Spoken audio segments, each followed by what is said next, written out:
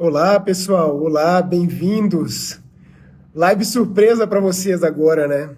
Vamos conversar rapidinho aqui sobre o novo protocolo de pré-eclâmpsia que saiu. É o protocolo 3 de 2023 da Rede Brasileira de Estudos sobre Hipertensão na Gravidez. Então, é um protocolo que fala sobre as síndromes hipertensivas e traz alguns conceitos novos que provavelmente vão ser incorporados pelo Ministério da Saúde em breve. Então, vamos abordar um pouquinho sobre isso, sobre o que mudou baseado nos guidelines internacionais e que a gente trouxe para o Brasil também. Então, é interessante porque eles fazem um resumo e esse protocolo já está disponível, está rodando nos grupos de WhatsApp, né? A gente vê muita gente divulgando esse protocolo, mas pouca gente lendo o protocolo e se atualizando a respeito dele. Então, é um protocolo que fala sobre pré-eclâmpsia, né? Então, ele traz uma atualização, faz uma introdução sobre o caso de pré-eclâmpsia. Eu vou acompanhando, estou com o protocolo aqui na minha frente, tá? Eu já li ele inteiro, já dei inclusive uma aula utilizando esse protocolo novo para o pessoal da Sogito, lá do Tocantins. Mas eu vou esmiuçar um pouquinho aqui para vocês as informações novas que a gente teve aí em relação à pré-eclâmpsia. Se vocês já tiverem dúvida, podem mandar as dúvidas aí também, que eu vou respondendo vocês, se não concomitantemente aqui, ao final dessa live, tá? Então, acho que a primeira coisa que a gente tem que lembrar aí, e que eles mantêm nesse protocolo, é que a gente tem os fatores preditivos da pré-eclâmpsia, né? Então, os fatores preditivos, eles são importantes quando a gente fala de pré-eclâmpsia, mas o principal fator preditivo são os fatores de risco maternos. Então, lembrar daqueles casos de alto risco, de médio risco, de baixo risco, e aí a gente tem vários fatores de risco para se considerar. E toda vez que a gente tem uma predição de pré-eclâmpsia positiva, a gente tem que entrar com duas medicações, que são bastante importantes e preconizadas pelo Ministério da Saúde também. Isso se mantém. Então, a gente tem que entrar com AS de 100 miligramas à noite, tá? E a gente vai entrar com cálcio também, de 1 a 2 gramas dia, se for carbonato de cálcio. Se for citrato de cálcio, a gente entra com 2 a 4 gramas dia. Combinado? Então, quando a gente fala de prevenção de pré-eclâmpsia, é isso que a gente tem disponível. E a gente vai analisar o risco dessa paciente. Existem outras coisas que a gente pode utilizar? Existem, tá? Existem exames que a gente analisa os fatores angiogênicos e os fatores antiangiogênicos. E a gente pode calcular relações entre esses fatores e predizer também se essa paciente vai ter uma pré-eclâmpsia precoce, que seria aquela pré-eclâmpsia que acontece antes de 34 semanas, ou se ela não tem esse risco de pré-eclâmpsia. O fato é, esses marcadores, eles são muito mais úteis para dizer para a gente aqueles casos que serão negativos. Então, pacientes que têm a relação dos fatores angiogênicos sobre antiangiogênicos, quando a gente tem uma relação baixa, a gente significa que essa paciente tem menor risco aí de desenvolver pré-eclâmpsia na próxima semana. Então, descarta realmente pré-eclâmpsia em uma semana. Então, é a única coisa que a gente tem, assim, de disponível mesmo. O protocolo ele até fala que é possível em alguns lugares em que a gente tem mais disponibilidade disso, mas não é a realidade nossa do Brasil. A gente sabe que tem muita dificuldade em relação a esses marcadores. São exames que ainda são caros e que não estão disponíveis aí na nossa prática clínica do dia a dia, principalmente quando a gente fala de saúde pública e de SUS, né? Não temos. O que é importante também a gente falar? Além dos quatro conceitos de síndromes hipertensivas que a gente tinha, então vamos lá, vamos relembrar de todos aqui. A gente tinha a hipertensão arterial crônica, que é aquela paciente que começa o pré-natal já com um quadro hipertensivo, né? Então, antes das 20 semanas ela tem hipertensão, ou ela tem um diagnóstico prévio, antes da gestação. Ou ainda aquela mulher que mantém um quadro hipertensivo depois de 12 semanas do parto. Então, aconteceu o parto, 12 semanas após ela continua hipertensa, ela é hipertensa crônica, mesmo que a gente reclassifique essa mulher. Um outro ponto importante é a hipertensão gestacional. Hipertensão gestacional é aquela hipertensão que desenvolve após a 20ª semana de gestação, que não tem nada além da hipertensão. E vamos lembrar aqui que hipertensão são valores de pressão maiores do que 140 por 90. Então, após 20 semanas, apresentou um quadro hipertensivo, essa paciente, se não tiver proteinúria, não tiver sinais de gravidade, que a gente vai falar já já da pré-eclâmpsia, a gente descarta a pré-eclâmpsia nesse momento e fala em hipertensão gestacional. Lembrando que 25% dessas pacientes que fazem hipertensão gestacional vão ter pré-eclâmpsia, tá? Então, elas evoluem para pré-eclâmpsia, elas aparecem ou com proteinúria ou, eventualmente, elas desenvolvem algum sinal de gravidade que vai nos fazer uma reclassificação. Próxima hipertensão é a hipertensão, a pré-eclâmpsia. Como é que é o diagnóstico de pré-eclâmpsia hoje? E isso tem uma mudança, tá? Então, você que está assistindo a live agora comigo aqui, tem uma mudança interessante. Antes, a gente falava em pré-eclâmpsia, aquela paciente que tinha hipertensão após 20 semanas de gestação, que previamente era normotensa e que desenvolve proteinúria. Ou, se ela não tem proteinúria, ou seja, a proteinúria não é obrigatória, se ela não tem proteinúria, se essa mulher desenvolve alguns sinais de gravidade. E antes, o que é interessante é que os sinais de gravidade, eles eram muito parecidos com os sinais de gravidade, pensando em síndrome HELP, em sinais de iminência de eclâmpsia, e a gente abrangia todas essas coisas de gravidade. Então, edema agudo de pulmão, infarto agudo do miocárdio, acidente vascular encefálico, se essa paciente tinha, por exemplo, plaquetas menores do que 100 mil, TGO maior do que 70, e esses valores mudaram agora desses exames laboratoriais. Então a gente tinha também iminência de eclâmpsia. Essas coisas mais graves se mantiveram. Mas em relação aos valores laboratoriais, isso mudou. Olha que interessante. Se a gente tem TGO maior do que 40, se a gente tem plaquetas menores do que 150 mil, e se a gente tem a creatinina maior ou igual a 1, a gente já vai olhar para essa paciente com atenção e já vai considerar ela com pré-eclâmpsia. Então, ela desenvolveu hipertensão, não tem proteinúria ainda, mas já tem TGO maior do que 40, tem plaquetas menores do que 150 mil, e tem creatinina maior ou igual a 1, a gente já vai enquadrar essa paciente como pré-eclâmpsia. São critérios diferentes. Por que eles fizeram isso? Porque isso aumenta a sensibilidade. É melhor a gente ter um olhar para essa paciente, entender que ela está desenvolvendo um quadro de pré-eclâmpsia, desenvolver um quadro de pré-eclâmpsia, do que a gente deixar passar aquela que não fez o diagnóstico, né? Que não tinha esses critérios para fechar o diagnóstico. Então, isso mudou. Então, falamos de hipertensão arterial crônica, falamos da hipertensão gestacional e de pré-eclâmpsia. Agora nós vamos falar da pré-eclâmpsia sobreposta. Né? O que é a pré-eclâmpsia sobreposta? É aquela mulher que tem uma hipertensão arterial crônica, então ela tinha pressão alta no começo da gestação, ou ela tinha pressão alta antes de engravidar, e após a 20ª semana de gestação, ela piora os níveis pressóricos. Ela usava as medicações, estava super controlada, de repente, após a 20ª semana de gestação, ela começa a piorar os níveis pressóricos, ou precisa de associação de drogas antihipertensivas, ou ainda, ela começa a ter proteinúria que ela às vezes não tinha no começo da gestação, ou se ela tinha proteinúria no começo da gestação por conta de uma hipertensão crônica, que ela já tinha lesão renal, essa mulher, se ela tiver um aumento de 3 vezes a proteinúria, também a gente fecha o diagnóstico de pré-eclâmpsia sobreposta, a hipertensão arterial crônica. Então, esse é o conceito que ele se manteve. Mas depois desses 4 conceitos, agora esse novo protocolo, ele acrescentou mais um, que é a hipertensão do jaleco branco. Vocês lembram da hipertensão do jaleco branco? Que é aquela paciente que tem pressão alta só durante as consultas médicas.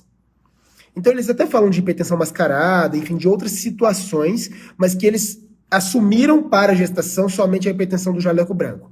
A hipertensão do jaleco branco é aquela que a paciente, durante a consulta, tem uma pressão alta, mas aí você manda ela fazer um mapa, manda fazer uma curva de pressão arterial, a pressão dela está normal. Mas por que eles incluíram essas pacientes? Porque eles perceberam que as mulheres que têm a hipertensão do jaleco branco, elas têm um maior risco de desenvolver pré-eclâmpsia. Por isso que elas foram incluídas também nesse protocolo. Então, essa também é uma novidade que a gente, inclusive, nem fala nas aulas ainda, né? Porque não deu nem tempo, foi algo realmente super recente que não deu nem tempo de atualizar ainda, tá bom? Que mais que a gente tem de novidade aqui? Tô rolando aqui o manual para poder falar para vocês, né? Vou até falar aqui para vocês também da pré-eclâmpsia. Vou ler para vocês, porque eu falei, mas eu posso ter esquecido de alguma coisa. Então, pré-eclâmpsia, manifestação de hipertensão arterial identificada após a 20ª semana de gestação, associada a proteinúria significativa ou disfunção de órgãos-alvo, como contagem de plaqueta menor do que 150 mil, disfunção hepática com transaminases maiores do que 40, insuficiência renal, creatinina maior ou igual a 1, que foi o que eu disse, né? Mas as outras coisas também que incluem edema pulmonar, iminência de eclâmpsia ou eclâmpsia. Além disso, a associação de hipertensão com sinais de disfunção placentária. Isso eu não falei para vocês e realmente também está incluído. Já fazia parte, tá? Então, se tiver restrição de crescimento fetal, alterações de Doppler, também chama atenção para o diagnóstico de pré-eclâmpsia, mesmo na ausência de proteinúria. Combinado? Então, a gente vai manter isso aí. E isso foi uma coisa que houve modificação e que vocês precisam saber. O que mais que a gente tem de novidade? Quero dúvidas, viu? Tô vendo que entrou muita gente aqui, mas eu quero perguntas também. Podem perguntar se vocês tiverem dúvidas sobre o tema. Tô voltando aqui já no chat e nas entradas para ver se tem alguma dúvida. Por enquanto, nenhuma. Então, se alguém tiver dúvida, mandem aqui que eu vou ter o maior prazer de responder. Lembrando que o que é proteinúria significativa, né? Existem 3 formas da gente dosar a proteinúria. A primeira delas é a gente fazer uma proteinúria de 24 horas, que é a que provavelmente todo mundo conhece, né? Quando a gente tem uma proteinúria de 24 horas maior ou igual a 300 miligramas no dia, a gente vai falar que essa paciente tem proteinúria significativa. Mas hoje a maneira mais fidedigna da gente fazer essa proteinúria é fazer uma relação proteinúria-creatinúria. Como é que a gente faz isso? A gente coleta uma amostra isolada de urina e dosa a proteinúria e dosa a creatinúria e faz essa relação. Se a relação for maior do que 0,3, a gente fala que tem proteinúria significativa. Mas não tenho, por exemplo,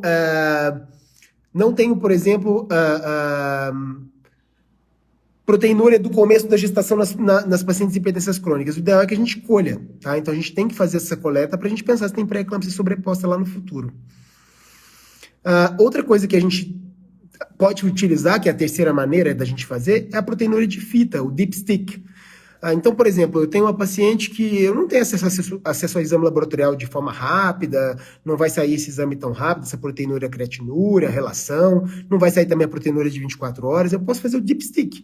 Eu coloco ali, se ela tiver mais do que uma cruz de proteinúria na urina, eu já vou falar que essa paciente também tem proteinúria significativa. Juliana fez uma pergunta aqui, hipertensão pós 20 semanas, mais restrição de crescimento, pré-eclâmpsia, Juliana, perfeito. Ela não tinha hipertensão crônica, e ela desenvolveu hipertensão na gestação após 20 semanas, e ela desenvolveu restrição de crescimento, é pré-eclâmpsia. Beleza? Se relação for positiva e a de 24 horas negativa, com datas próximas, qual tem maior preditivo positivo? Amanda, hoje o que a gente preconiza mais é a relação proteinúria-creatinúria, tá? Ela é mais fidedigna. A gente percebe que a gente tem melhores resultados. Então, considerar a relação. Aliás, não sei nem porque que fez as duas, né? Só para confundir cabeça mesmo. Mas o ideal é que a gente... Se tiver que escolher uma, escolhe a relação proteinúria-creatinúria. Parece ser um resultado mais fidedigno, tá? Que mais, gente? Deixa eu rodar aqui o protocolo e lembrando para falar para vocês as coisas. As coisas antigas mantiveram. Crise hipertensiva é quando a gente tem uma pressão arterial maior ou igual a 160 e ou 110, persistente. A iminência de eclâmpsia é quando tem alterações visuais, alterações do sistema nervoso central e alterações ou epigástrica ou do hipocôndrio direito, né? Juliana, se hipertensão crônica e SIU classifica como sobreposta? Ainda não, Juliana, porque você tem que lembrar, se ela tem hipertensão crônica, ela também pode fazer restrição de crescimento, tá? A gente só vai fazer isso se ela tiver uma piora dos níveis pressóricos ou precisar de outros antihipertensivos. Aí sim, e se ela fizer restrição de crescimento, a gente vai fechar como pré-eclâmpsia. Né? Mas lembrando que se ela já tiver uma piora dos níveis pressóricos após a 20ª semana, a gente já tem uma tendência a classificá-la como pré-eclâmpsia, principalmente se tiver proteinúria. E se tiver restrição de crescimento associada, também a gente vai incluí-la como pré-eclâmpsia sobreposta. Beleza? Mas se for só a hipertensão crônica e não teve piora dos níveis pressóricos, não precisou de mais antihipertensivo e a restrição de crescimento, aí complicado, né? Porque a hipertensão por si só também pode dar restrição de crescimento. Beleza? Deixa eu rodar mais aqui o protocolo, ver o que mais que a gente pode falar. Uma coisa que foi acrescida, que eu acho que é bacana a gente comentar, quando a gente fala de síndrome HELP, por exemplo, que a gente vai fazer análise laboratorial da síndrome HELP, a gente fala que o DHL tem que estar maior do que 600, a concentração de bilirrubina indireta maior ou igual a 1,2. Isso tudo se manteve, tá, gente? Presença de esquizócitos e equinócitos em sangue periférico. Para fazer análise de comprometimento hepático, o valor continua o mesmo, tá? 70. É só para o diagnóstico de pré-eclâmpsia lá, não é HELP, tá? Que a gente mudou para 40. Então, e a plaquetopenia também a gente define como abaixo de 100 mil. Então, esses valores se mantiveram para síndrome HELP. Mas o que foi acrescido também que vale a pena a gente considerar? O uso de aptoglobina. Vocês já ouviram falar em aptoglobina? A aptoglobina é uma substância que transporta a hemoglobina que está livre no sangue. Então, se acontece uma hemólise, essa hemoglobina cai na corrente sanguínea. E ela precisa ser transportada de uma forma tranquila para que passe pela filtração renal. E é a aptoglobina que faz isso. Então, se a gente tiver uma redução de aptoglobina, a gente pode falar que essa paciente está tendo hemólise também. Então, uma aptoglobina menor do que 25 é sugestivo de síndrome HELP. Tá? Olha que interessante. Porque ela está sendo utilizada para fazer essa ligação com a hemoglobina. Tá? E aí está sendo consumida, por isso ela acaba sendo diminuída. Beleza? Então isso foi uma coisa que acrescentou também no diagnóstico de síndrome HELP. Que mais, gente? Dúvidas? Vão mandando dúvidas aí. Deixa eu ver se chegou mais alguma coisa aqui enquanto eu perguntei. Não, enquanto eu falei. Deixa eu ver aqui o que mais aqui. Estou rodando o protocolo todo. O conceito de pré-eclâmpsia precoce e tardia, né? Eu até falei no comecinho da nossa live, mas vou repetir aqui. Pré-eclâmpsia precoce é aquela que acontece antes de 34 semanas e pré-eclâmpsia tardia é aquela que acontece após 34 semanas. Em geral, a pré-eclâmpsia precoce, que acontece antes de 34, está relacionada a fatores imunológicos, a uma placentação deficiente. É uma mulher que às vezes nem tem comorbidade, muita comorbidade, e ela faz uma placentação deficiente e começa com pré-eclâmpsia de forma muito precoce. A pré-eclâmpsia tardia, em contrapartida, está mais relacionada àquelas pacientes que já têm alguma síndrome metabólica, que tem alguma doença de base, como hipertensão e diabetes. Então, elas tendem a fazer mais pré-eclâmpsia tardia. Então, esse é um conceito bacana também de saber. A Sinara está perguntando aqui se houve alguma mudança nas medicações hipotensoras. Continua a metildopa como primeira escolha? Sinara, na verdade, assim, eles não colocam como primeira ou segunda escolha. O que eles falam é que o bloqueador de canal de cálcio ou a metildopa podem ser a primeira escolha, então as duas medicações podem ser a primeira escolha. Se quiser começar com o bloqueador de canal de cálcio primeiro, antes da metildopa, tá autorizado, tá? Agora, como terceira droga, aí eles colocam opções. E isso é bacana também, porque a gente, desde que o Pindolol saiu do mercado, a gente acabou tendo dificuldade de instituir qual que seria a terceira droga. Mas qual que é o preconizado agora como terceira droga? Ou hidralazina via oral ou carvedilol, tá? Então a gente tem essas duas drogas aí como drogas para a gente utilizar na gestação. O carvedilol também foi introduzido. A gente já via isso, né? Já tinha isso também, mas meio que se manteve isso. Mas eles se posicionaram melhor para facilitar a nossa vida. Porque muita gente vinha me perguntar, mas qual a terceira droga? E a gente ficava sempre naquela, né? Sambando, patinando para responder, porque realmente não tinha, apesar da gente usar na prática clínica. E esse protocolo trouxe algo mais direcionado para a gente. A Marina está perguntando se houve mudança nos critérios para o uso de sulfato de magnésio. Não, Marina, os critérios são os mesmos, tá? Então, são as mesmas situações, eminência de eclâmpsia, hipertensão arterial persistente, síndrome HELP, eclâmpsia, qualquer sinal de gravidade aí tem indicação da gente fazer o sulfato de magnésio, tá? Então, isso se manteve, felizmente. O que mais? Lembrar que isso não mudou também, tá? Mas só para relembrar vocês, aproveitar que a gente está falando disso. Diagnóstico diferencial da crise convulsiva, sempre que chegar uma gestante após 20 semanas de gestação em crise convulsiva, lembrar que o primeiro diagnóstico a ser pensado é pré-eclâmpsia, é eclâmpsia, tá? Então, a primeira droga que a gente vai instituir é o sulfato de magnésio. E aí se essa paciente tem crise convulsiva depois de novo, mesmo em vigência do sulfato, tendo feito dose de ataque e estar na dose de manutenção, a gente faz mais metade da dose de ataque. E se ainda assim ela tem crise convulsiva, aí sim a gente vai pensar na fenitoína para essa paciente, tá? Em fazer diazepam e fenitoína.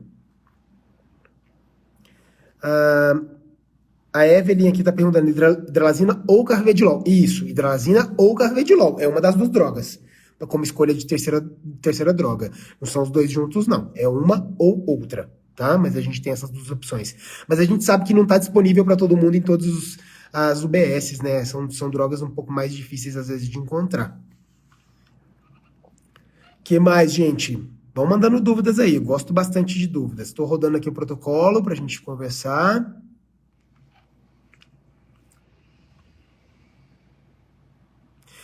Um detalhe importante, que eu falei da prevenção da pré-eclâmpsia, né? Eu falei do uso de AS de cálcio.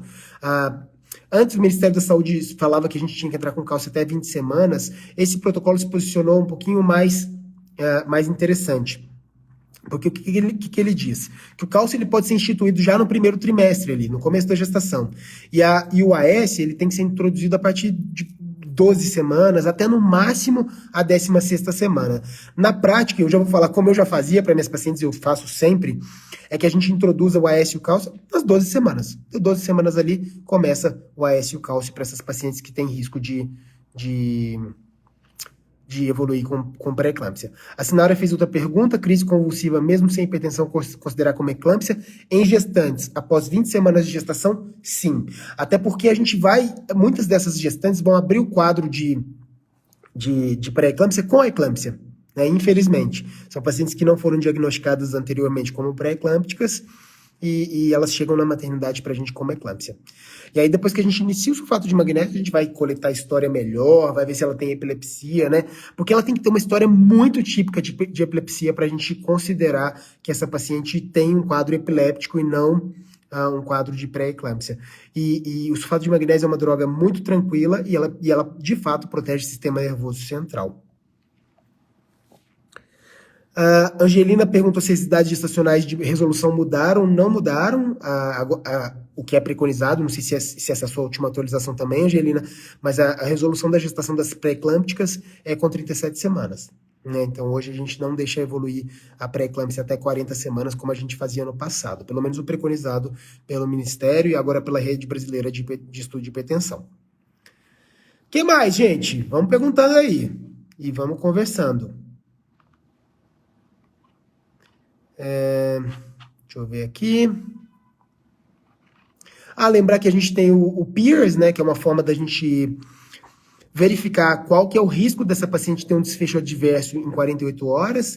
Então, se a gente tem uma pré-eclâmptica com alguns sinais e sintomas, e a gente precisa, por exemplo, fazer corticoide num prematuro ali antes de 34 semanas, e eu não sei se ela vai ter um desfecho desfavorável nas próximas 48 horas. Ou eu tenho uma pré-eclâmptica num hospital de interior, e eu preciso transferir essa mulher. Será que ela vai piorar nas próximas horas? Se vocês digitarem na internet aí, PEERS, full de cheio, e PEERS escreve PIERS. Vocês acham essa calculadora de risco. Vocês vão colocando os dados ali e ele calcula qual que é o percentual de risco dessa paciente evoluir com desfecho grave nas próximas 48 horas. Isso nos ajuda a definir condutas aí de resolução ou da aplicação de corticoide, por exemplo. Deixa eu ver aqui se tem mais alguma coisa. Tatiana falou de prevenção, já falamos, Tatiana. Prevenção é com AS e cálcio, tá? Nenhuma outra droga preconizada. Sinara, via de parto. A via de parto se mantém, preferencialmente sempre a via vaginal, sempre que possível. É claro que se a gente tiver um bishop super desfavorável, um colo muito ruim, que a gente vai passar por um processo de indução muito prolongado, e a gente tem uma paciente que tem um sinal de gravidade grande, importante, por exemplo, ela teve uma eclâmpsia, ela teve uma síndrome HELP, pode ser que a gente indique cesariana nesses casos, tá? É claro que a conduta é individualizada, mas eles focam muito nessa questão do parto normal nas pacientes, tá? Lembrando que a gente tem que fazer o sulfato de magnésio para prevenir a eclâmpsia.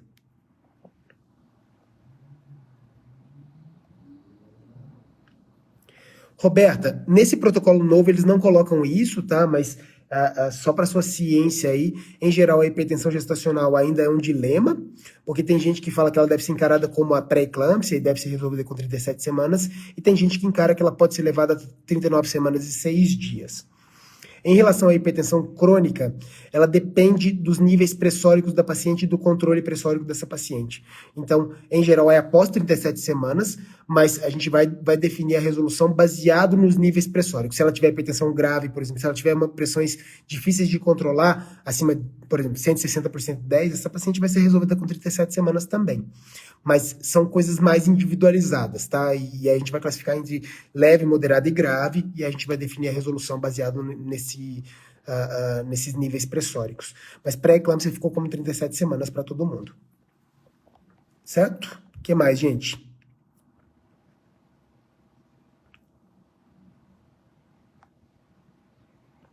O Bruno está perguntando se é permitido usar o cálcio com a vitamina D. Bruno, não tem problema usar a vitamina D junto, não. Se você não tiver opção, né? A gente pode utilizar, sim, a vitamina D sem problema. Até porque, assim, as gestantes, o nível de vitamina D preconizado é que ela tem a vitamina D acima de 30, né? Então, muitas delas acabam precisando também da vitamina D, não vai ser... E essa vitamina D que vem no cálcio, em geral, não é uma dosagem de vitamina D que vai dar hipervitaminose, tá? Então, daria pra gente usar tranquilamente. A Letícia está perguntando quais os valores limites do Pierce para desfecho desfavorável. Letícia, não existe isso, tá? É uma percepção sua. Então, se eu tenho, por exemplo, um risco de uma paciente ter um desfecho desfavorável de 40%, é diferente de eu ter um risco de 1,5%. Entende? Que isso vai ser uma percepção pessoal também, de quem estiver ali trabalhando, individualizando o caso. Eu tenho que transferir essa paciente. Se eu tenho um risco dela ter um desfecho desfavorável de 1%, é tranquilo de eu transferir essa paciente, né? Agora, se eu tenho um risco de desfecho desfavorável de 60%, opa, eu tenho que fazer alguma coisa por ela aqui, antes, né? Então, é basicamente isso. O Pierce, na verdade, ele nos orienta em relação a isso. Mas não existe um valor, um limite ali. Isso você tem que fazer isso, não existe isso não, tá? É uma individualização mesmo. É só um valor preditivo para você pensar, opa, tem alto risco ou tem baixo risco, certo? Que mais? Deixa eu ver aqui o que mais, gente. Prevenção já falamos. E está disponível no SUS, isso é interessante, né? No Sistema Único de Saúde. De conduta, uma coisa que todo mundo sempre pergunta em relação à conduta, né, da pré-eclâmpsia. Então, isso que o protocolo traz de novo isso. Sempre que a gente tiver diagnóstico de pré-eclâmpsia, essa paciente precisa ser avaliada. Então, a gente vai fazer uma análise materna e uma análise fetal. Sempre ficam naquele questionamento, mas a paciente precisa ser internada? Gente, se eu tiver um hospital dia que consiga fazer isso tudo no dia, me dá os valores, a gente avaliar o controle pressórico, a paciente não chega a uma hipertensão de crise hipertensiva, né, que seria acima de 160 por 110. Ao mesmo tempo, a gente percebe que os exames laboratoriais estão todos normais, que a vitalidade fetal está preservada. Essa paciente pode ter essa análise hospitalar e ir para casa na sequência, se ela tiver alguém que carregue ela para o hospital, se ela reconhecer os sinais de alerta e voltar para a maternidade, se ela residir próximo ao hospital, porque se ela tiver risco de ter um desfecho desfavorável em casa, é melhor que ela fique internada. Então, é condição sine qua non para que ela vá para casa, que ela tenha uma moradia não tão longe do hospital e que ela tenha sempre alguém à disposição para levá-la para o hospital caso seja necessário. E que ela reconheça os fatores de risco aí. Então, se ela perceber que ela tem alterações visuais, cefaleia forte, ou epigastralgia, ou níveis pressóricos elevados, ela tem que, inclusive, ser orientada a aferir a pressão arterial. Ela precisa de um acompanhamento realmente próximo. Então, ela não pode ficar muito distante aí da unidade básica de saúde e nem da maternidade de referência. Certo? Que mais? O acompanhamento laboratorial. Então, por exemplo, se eu tenho uma paciente que foi embora para casa e está fazendo acompanhamento laboratorial, em geral, o preconizado é que ela faça exames pelo menos a cada semana, né? Então, pelo menos toda semana, repetir os exames para síndrome HELP e uma avaliação fetal também seria o ideal, se a gente tiver disponível. Mas os exames laboratoriais, mais obrigatórios. Que mais que a gente... proteinúria. Não preciso ficar dosando proteinúria toda semana, tá? Então isso é uma coisa que também é interessante, porque proteinúria, os níveis de proteinúria não definem prognóstico nem decisão terapêutica. Então eles não falam pra gente que precisa resolver a gestação baseado num nível de proteinúria. Então se ela já teve proteinúria significativa em um momento da gestação ali, já basta pra gente fechar o diagnóstico de pré-eclâmpsia e a gente não precisa ficar realizando proteinúria a todo momento, tá? É só aí os exames laboratoriais considerando o HELP mesmo. Que mais? Lembrar que edema não faz parte do critério diagnóstico, mas é lógico que se a mulher começa a inchar, edema ciático, tem edema de face, edema de mãos, lembrar que essa paciente tem um risco maior para desfecho desfavorável, né? Só ficar de olho mesmo que pode ser uma descompensação da doença. Não é critério diagnóstico, mas ele ajuda também nas definições aí, baseado na piora da doença, pensando aí nesse edema. Se a paciente estiver fazendo alguma atividade física, por exemplo, quando ela recebe o diagnóstico, o ideal é que ela seja afastada também, pare. Eventualmente a gente vai, inclusive, afastar essa paciente do trabalho, não precisa de repouso no leito, nada disso não, porque isso não muda prognóstico, mas a gente sabe que se ela diminuir a carga de estresse, diminuir tudo que pode aumentar a pressão, essa paciente pode ter uma melhora do quadro e um controle mais adequado. Lembrar que os sinais de gravidade se mantêm, né? Então, a gente não divide em pré-eclâmpsia leve e grave mais, a gente fala em pré-eclâmpsia sem sinais de gravidade ou pré-eclâmpsia com sinais de gravidade, porque a gente entende o dinamismo da doença. Hoje ela pode ter um sinal de gravidade e amanhã não ter mais, e hoje ela pode não ter nenhum sinal de gravidade e amanhã ela apresentar algum sinal de gravidade. Então, aquela classificação antiga, a senhora é pré-eclâmpsia grave, pronto, lascou, vai ter que resolver a gestação com 34 semanas. Isso é passado. Hoje, se essa paciente compensa, por exemplo, você faz sulfato de magnésio, essa paciente compensa, você controla os níveis pressóricos dela, não tem alteração laboratorial, a gente pode acompanhar essa gestação por mais tempo, tá? E a gente suspende o sulfato após 24 horas e continua acompanhando essa gestante. O que mais, gente? Dúvidas, pessoal? Estamos caminhando para o fim da live aí, né? Era só para fazer essas atualizações para vocês, que eu acho que é bastante importante.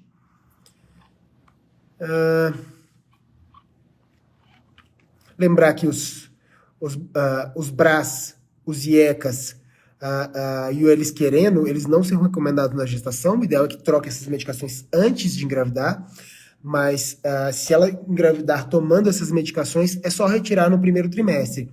Essas drogas não são teratogênicas, tá? Principalmente falando de IECA e de BRA. O que elas têm é uma nefrotoxicidade fetal, então elas podem causar danos para o rim fetal.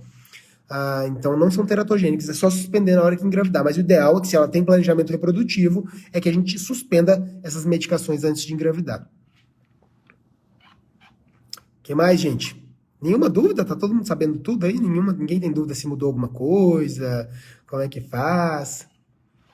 Lembrando que sempre que a gente tem uma paciente que chega com sinais de gravidade, a gente vai fazer a primeira droga, é o sulfato de magnésio. Na sequência, a gente reavalia e avalia se precisa de antihipertensivo, se precisa fazer alguma coisa a mais até resolver a gestação. Outra coisa que é importante, se ela chega com eclâmpsia, por exemplo, jamais ficar preocupado com a vitalidade fetal neste momento, porque vai dar alterado, você vai querer resolver a gestação. Então, a primeira coisa é sulfato de magnésio, estabilizar a mulher, oxigenar a paciente, né, permitir com que ela se estabilize, porque o feto sai melhor da situação quando a gente faz essa conduta. A Roberta está perguntando se precisa fazer sulfato novamente em trabalho de parto de uma paciente que a princípio foi reclassificada. Foi reclassificada em que sentido, Roberta? Reclassificada como o quê? Não entendi. Ela tinha sinais de gravidade e não tem mais? É isso? Se ela tinha sinais de gravidade e não tem mais, eventualmente não precisa fazer sulfato de magnésio de novo, não, viu? É isso mesmo, né? Acabei de chutar e era isso mesmo. Então, eu já te respondi, né? Mais alguma dúvida, pessoal? Acho que não, né? Acho que era isso. Acho que eu queria só trazer realmente esses conteúdos novos que eles falaram, mas muita coisa se manteve, tá, gente? Nada de muito diferente. Foi basicamente esses critérios para diagnóstico de pré-eclâmpsia, o acréscimo da síndrome do jaleco branco, da hipertensão do jaleco branco. Acho que é isso. Não tinha muita coisa realmente. Uma coisa que eles focam bastante é que paciente que não tem insuficiência renal, que não tem nada, a gente não vai ficar dosando magnésio, tá? Não faz sentido. A gente vai fazer análise realmente da frequência respiratória, dos reflexos, né, para ver se ela tem alguma alteração, mas aquela história de que o nível terapêutico tem que estar entre 4 e 7 MEC, não necessariamente se mantém. Às vezes, só o fato de fazer a droga já é suficiente. O que a gente sabe é que níveis acima de 8 já começam a dar os efeitos colaterais do sulfato de magnésio, tá? Isso também eles falam nesse protocolo novo. Que mais? Mais dúvida, gente? É isto? Vamos caminhando para o fim dessa live. Eu acho que esse tema é sempre um tema bacana para a gente conversar, né? E me perguntaram aqui da resolução para hipertensão gestacional. Eles falam sim, viu? Eles falam aqui da hipertensão gestacional, eles colocam, neste momento, não se recomenda que a gestação avance além de 39 semanas e 6 dias, que foi o que eu disse, né? Mas eles consideram aqui, Há dúvida na literatura sobre o melhor momento para o parto dessas mulheres, das hipertensas gestacionais, tá? Algumas falam para resolver como se fosse pré-eclâmpsia, a partir do termo, 37 semanas, foi exatamente o que eu disse, então não tem nada de novo não. Desculpa aqui, é que eu parei para ler nesse momento. É isso, gente. Combinado? Espero que vocês tenham gostado. Espero que vocês tenham gostado do conteúdo, estejam gostando do conteúdo da GeoPapers. A gente está à disposição sempre, super em prol aí de criar uma medicina de qualidade, independentemente de qualquer coisa. Nosso objetivo não é só vender, claro que a gente também tem essa fonte de renda, que seria do curso, mas o nosso objetivo não é só esse, o nosso objetivo é criar uma comunidade médica forte, de pessoas que saibam cada vez mais os conteúdos da ginecologia e obstetrícia e possam oferecer mais qualidade na assistência das nossas pacientes. Então, um beijo, um abraço a todos. Tchau, gente.